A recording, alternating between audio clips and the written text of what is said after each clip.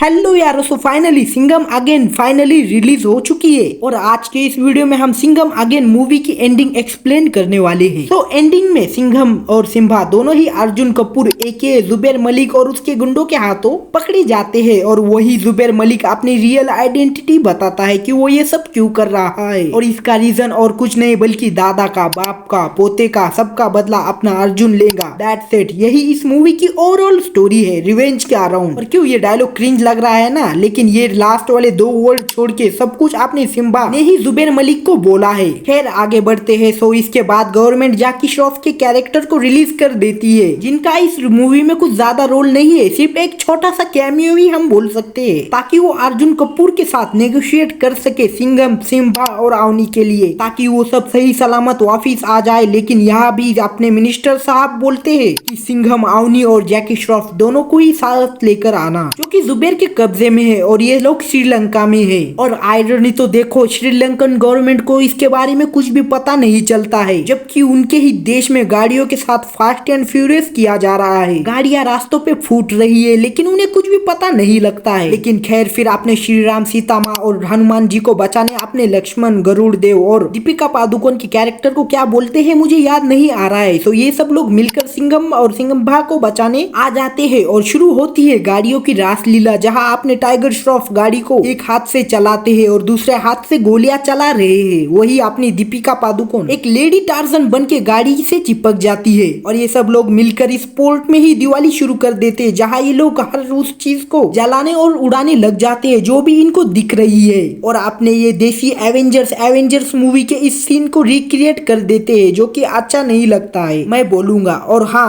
आपको रोहित शेट्टी की film making तो मालूम ही होंगी, वो अपनी मूवीज को कैसे बनाना पसंद करते हैं। उनका सिग्नेचर स्टाइल जो कि है गाड़ियों के साथ एक्शन करना, और वो उसको भी बड़ी ही अच्छे से पुल ऑफ कर पाते हैं। और ऐसे ही फाइट के बीच में आपने सिम्बा और सूर्यवंशी की कॉमेडी भी शुरू हो जाती है, जो कि देखने में भी मजा आता है। फिर टाइगर श्रॉफ के भी एक्शन सीन्स अच्छे ही है, उनके टिपिकल एक्शन मूवीज को छोड़कर। फिर अपना सिंघम, जिसके नाम पर ये मूवी है, वो जुबैर मलिक के पीछे बोलेरो लेकर लग जाते हैं रेस करने, जो कि नॉस्टैल्जिक लगता है। अगर आपने सिंघम की मूवीज देखी होंगी तो आप इसको बड़ी ही आसानी से नोटिस कर लोगे। फिर सिंघम जुबैर मलिक को भी मार देता है, वो भी बड़ी ही मेटाफोरिकल वे में हम ऐसा बोल सकते हैं, जहाँ ये सभी मूवी से ही आखिर तक भी रामायण को ही रिक्रिएट करने की कोशिश कर रहे होते हैं। और आखिर में भी जहाँ श्री राम रावण को तीर से मारते हैं, वही अपना सिंघम जुबैर मलिक को एक भाले से मार देता है। और फिर ये सब देसी एवेंजर्स अपने बड़े से मिशन को पूरा करके सब इस तरह के एक बोट में बैठे होते हैं, दुनियादारी की बातें करते हुए, जहाँ सिंघम, अवनी और सूर्यवंशी एक साथ बैठे होते हैं। और अवनी सूर्यवंशी को थैंक्स बोलती है उसको बचाने के लिए, जो कि पूरी मूवी में सिर्फ 10 मिनट के लिए आया था। फिर अपना सिम्बा टाइगर श्रॉफ को बोलता है कि कैसे वो दोनों ही अनाथ है और यही चीज उनके अंदर सेम है। वही अवनी उन दोनों को ही डिस्टर्ब करके बोलती है कि उनकी भी फैमिली है, जो कि है सिंघम उनका बड़ा भाई और अवनी उनकी भाभी, और अपना सूर्यवंशी सिम्बा का पार्ट टाइम दुश्मन। ओके, सो मूवी के आखिरी सीन में फिर से एक बार अपने सुपर कॉप एक साथ एक्शन पोस्ट देकर हमें अपने आने वाली मूवी का हिंट देते हैं और मूवी यही खत्म हो जाती है। लेकिन रुको अभी पोस्ट क्रेडिट सीन बाकी है, जहाँ अपना सिंघम स्पेशल फोर्स शिवा के ऑफिसर में बैठा हुआ होता है किसी फाइल को देखते हुए। वही बैकग्राउंड में से एक आवाज आती है और वो किसी और की नहीं बल्कि अपने सलमान भाई की होती है,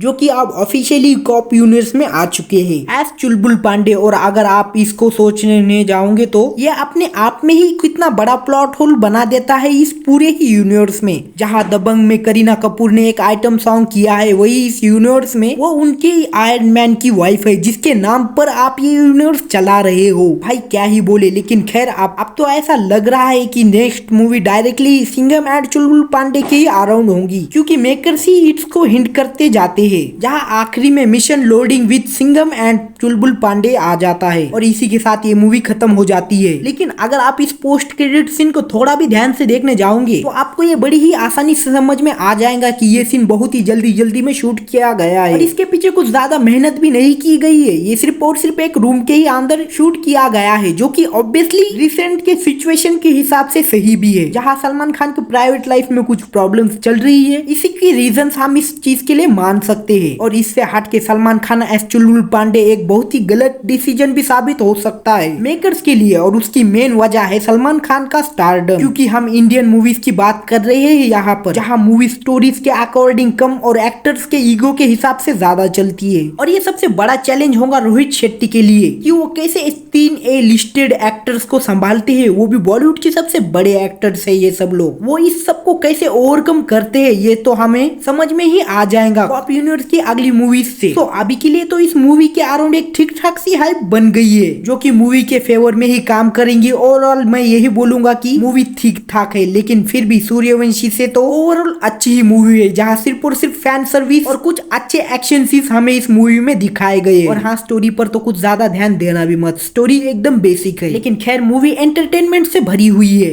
तो अगर आपको ये वीडियो अच्छा लगा हो तो वीडियो को लाइक कर देना। मैं मिलता हूँ आपसे अगली किसी वीडियो में, तब तक के लिए अपना ख्याल रखना, बाय।